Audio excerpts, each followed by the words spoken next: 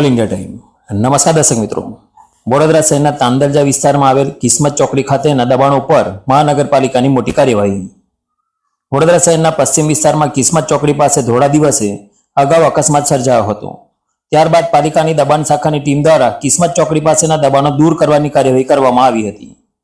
દબાણકર્તાઓ દ્વારા નાના મોટા શેડ તેમજ મોટા મોટા ઓટલાઓ ગેરકાયદેસર રીતે બનાવવા હોય ત્યારે કેટલી વાર ટ્રાફિકની સમસ્યા સર્જાતી હતી. ત્યારે મહાનગરપાલિકાની દબાણ શાખા દ્વારા અલગ અલગ 4 ટીમો રાખી કિસ્મત ચોકડી ખાતે આવેલા દબાણ ઉપર મોટી કાર્યવાહી હાથ ધરવામાં આવી. રિપોર્ટ ફિરોજ જમાદાર, તાંદલિયા.